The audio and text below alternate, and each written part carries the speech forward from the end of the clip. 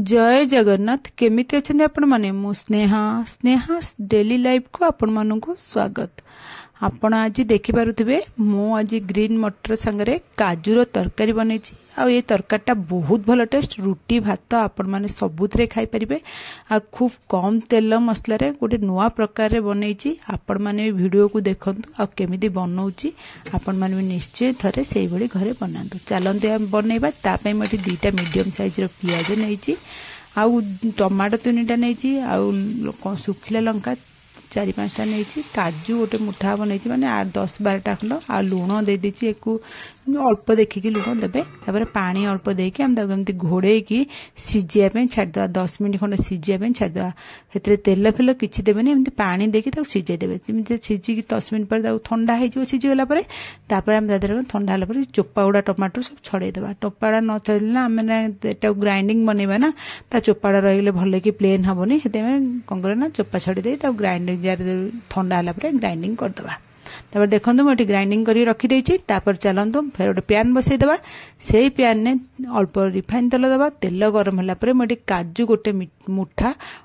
बड़ मुठा काजू पकई के भाजी देबा निमती गोल्डन कलर करी भाजी दे बेसी पोड़ीबेनी नले भल लागिवनी तरकारी हेतमे आपण माने एमती काजू गोटे मुठा पकई के ताको भाजी देबे। आ जदी आपण मन पाखर कंचा काजू भी जो मिले मार्केट रे से जो काजू समय यदि कंचा काजू मिलथो ताल से कंचा काजू रे भी आपण माने एमती करि परिबे किंतु कंचा काजू जेतु नथला बोली मु ए नॉर्मल काजू रे करिछि। तापर हम सेही तेल रे दालचीनी गुजराती 2टा आ तेजपत्र पकई के हमें तापर गोटा जीरा गोटे 1.5 चमच पकेबे ना छोट चमच 2 चमच गोटे जीरा पकईकी फुटिया देवे जीराटा भल कर फुटिଯିବ हम एथरे धनिया गुंड जीरा गुंड आ लंका गुंड काश्मीरी रेड चिली देबे कहीं आम हेटी लंका आम सिझे जो मसला बाटी सिझेकी से आम काश्मीरी लंका गुंड कलर पाई केवल देबे। तापर कस्तूरी मेथी अल्प टिके आ हिंगु अल्प टिके पकईकी आम मसलाटा को पूरा लो फ्लेम रखिथे जदि बेसी तेल ताती जाइथो ताल गैस भी ऑफ कर दे पारंती करी खाली ताकू जस्ट गोटे मिनिट पाई गोळेई देबे। गोळेई देला परे आम कौन करना ये जो मसलाटा बाटिकी आम रखी ना जो सिझे जो टमाटो पियाज का से मसलाटा बटा मसलाटा को आम पकईदेवा देखिपे बटा मसलाटा आम के स्मूथ होगी बटीचे एमती चोपा छड़ी देकी बाटे ना बहुत स्मूथ बाटी होपर आम पकईदे गोळेई देला परे आम हलदी आ स्वाद अनुसार लुण पकेबा पकईकी ताको भल भाव में गोळेकी आम मसलाटा भल करी कषिदेबा जेमती मसलार आम सब पानी मरीज मसलाटा पूरा भल करी कषि आ बहुत सुंदर बास्ना आसो आ बढ़िया लगे पूरा क्रीमी क्रीमी लगे देखिए एमती 5 मिनट थनका आपण माने गोलौथिबे आ मसलाटा को भल करी कषिदेबे। एबे देखुछन मसला प्राय कषि हो गलानी एई समय आम कौन करना जो ग्रीन मटर रखिथिबा से ग्रीन मटर को पकईदेबा ग्रीन मटर पकई देकी मसला संगे मिसई कि आउ गोटे 3 मिनिट खंड आम एमती गोलेकी कषिबा जेमती मटर आ ग्रीन आमर मसला भल करी मिसिकी कषि हो 3 मिनिट रु 4 मिनिट खंड आम एमती कषिदेबा देखो 3-4 मिनिट हिला परे भल करी कषि हो गलानी। एबे आउ आम बेसी कषिबानी नहले मसला आमर पोड़ी जिवो एई समय मो एथरे गरम पानी रखिथिबे गरम पानी ही दे देबे आ गरम पानी रोषे कला बेले देले ना आम रोषे भी शीघ्र सरी जिवो आ गैस भी कम खर्च हबो हेतले मु सब बेले कहूची रोषे कला बेले आपण माने गरम पानी सब बेले यूज करंतु देखिबे रोषे खूब शीघ्र सरीबो आ गैस मध्य कम खर्च हबो।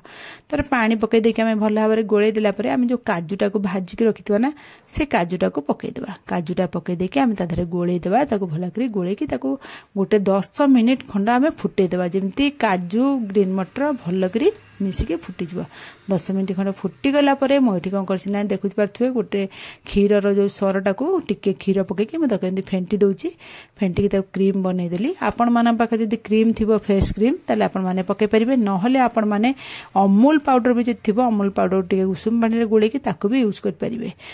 जदि आपण मानक पाखरे फ्रेश क्रीम न थाउची ताले आपण माने क्षीर सर सहित क्षीर टिके मिसे की फेंटी की यूज करि पारंती किंबा अमूल पाउडर रे उषुम पानी रे गोळेई ताको भी यूज करबे। जदि क्रीम नथिबो भी ए सब क्रीम रो काम देबा क्रीम पकेले जेमती टेस्ट आसे तरकारी सेमती भी टेस्ट आसीबो। तापर आमे कौन करना एटी गरम मसला टे पके देबा आपण पाखरे जे कोनोसी गरम मसला थिबो पकेबे मो पाखरे जहा थिला मो पकेली गरम मसला पके देला परे आमे भल्ला करी ताको गोळेई देबा आ जेमती गरम मसला सहित हमर तरकाटा भल्ला करी मिसी जिवो। तापर एटी गोळेई देला परे मो कौन करछि ना एटी जो गोटा मसला पकेइथिली दालचीनी गुजराती तेजपत्र मो ताको सब काढी दउची काहे कि ना ए जो गोटा मसलाटा खाइला बेले पाटरे लागले ना मते तो जमा भल लागेनी कि पिला मानू आमर जमा भल लागेनी हेतलेगी मु रोषे कर साला परे जेतिकी मसला तो बास्ना जीवा कथा तरकारी भितर जाई सारथिबा से गोटा मसला गोटा तरकारी रखी कोन हबो हेतले मु सब काढी दिए काढी के एमती फपाड़ी देबे आपण मानको इच्छा आपण मध्ये काढी फपाड़िबे नने ताकू रखिथिबे देखंतु एबे मु देखौची हम तरकारी पूरा रेडी पूरा गरम गरम तरकारी ए तरकारी सहित परोटा कि रुटी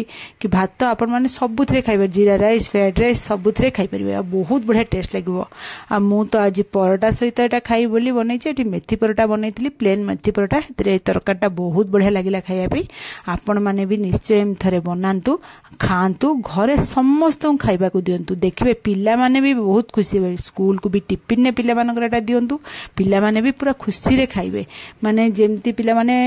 पसंद कर तरकारी खाए कि एमती करदेवे ना बहुत खुशी से खाइबे आ भल लगिले मो चैनल को लाइक शेयर सब्सक्राइब निश्चय करेंगे कमेंट माध्यम रे मते निश्चय जणेबे आज रेसिपीटी आपण मानकू केमिति लागिला आमर तो ए तरकारी भी रेडी आ मेथी परोटा भी मु कर देछि आपण जाउछु गरम गरम आमे खाइ देबो रहुछि पुणी आपण मन पई गोटे नुवा रेसिपी नै आसीबे जय जगन्नाथ।